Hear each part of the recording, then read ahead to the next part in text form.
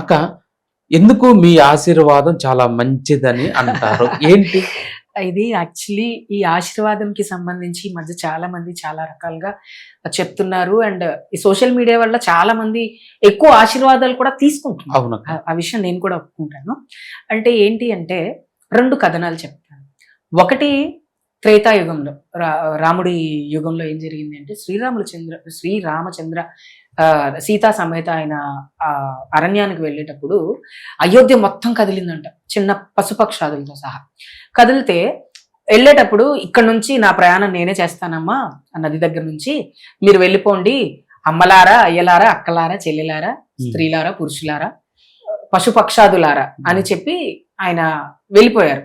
అందులో ఆయన కిన్నర్లని చెప్పలా, అంటే అప్పుడు కిన్నర్లే కదా వాళ్ళు, ఇప్పుడంటే హిజ్రావర్డ్ చెప్పలా. అయితే వీళ్ళు ఏం చేశారంటే 14 సంవత్సరాలు అక్కడే కూర్చుని, స్వామి మమ్మల్ని పొమ్మని లేదు కదా, మన స్వామి మాట కాదని, మన రాజు మాట కాదని ఎందుకు వెళ్ళాలని అక్కడ కూర్చొని తపస్సు చేశారంట. 14 సంవత్సరాలు ఘోరమైన తపస్సు.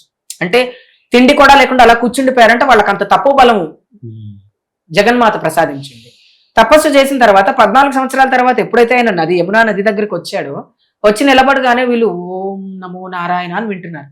ఏంటి ఎవరోని ఇలా అని చూస్తే వీళ్ళు, అదేంటి మీరు వెళ్ళలేదా అంటే 14 సంవత్సరాల నుంచి మేము ఇక్కడే ఉన్నాం ప్రభు, మరి మీరు మమ్మల్ని వెళ్ళమని చెప్పలేదు, మా రాజు ఆజ్ఞ లేనిదే మేము రాజ్యానికి ఎలా వెళ్తాము అని వీళ్ళు చెప్తే శ్రీరాముడిచ్చిన వాక్సిద్ధిది.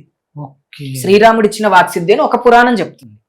ఈ తర్వాత ఇంకొక అప్పటి నుంచి వీళ్ళు ఏ మాట చెప్పినా శుభం చెప్తే శుభం, అశుభం చెప్తే అశుభం జరుగుగాక, మీకు వాక్సిద్ధిస్తున్నాను మీ తపో దీక్షకి మెచ్చి అని ఆయన చెప్పారు. అండ్ ఇంకొకటి ఏంటి అంటే, మాకు సర్జరీ ముందు ఇంట్లో అమ్మవారు పూజ చేస్తాం.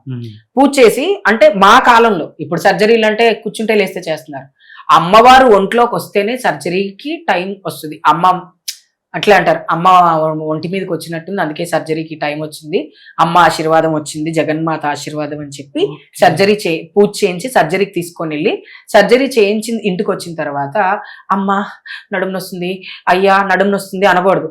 మాత మాత మాత. నొప్పి లేచినప్పుడు మాత అనుకుంటే నొప్పి తగ్గిపోద్ది, బ్లీడింగ్ అవుతున్నప్పుడు మాత అనుకుంటే బ్లీడింగ్ ఆగిపోద్ది. అంత పవర్ ఉంటది ఆ 41 days అమ్మవారిది మన ఒంటి మీద. ఆ పవర్ వల్ల మాత మాత మాత. ఇప్పుడు నిన్ను పిలిచేటప్పుడు ఓ సురేష్ అని కూడా కాదు, మాత ఇటు రావా ఒకసారి, మాత నాకు కొంచెం అన్నం పెట్టవా, మాత నాకు కొంచెం నీళ్ళు ఇయ్యవా, మాత. ఈ మాత అన్న వర్డ్ 41 days లో చాలా మంది 1 కోటి సార్లు చెప్పేశారు.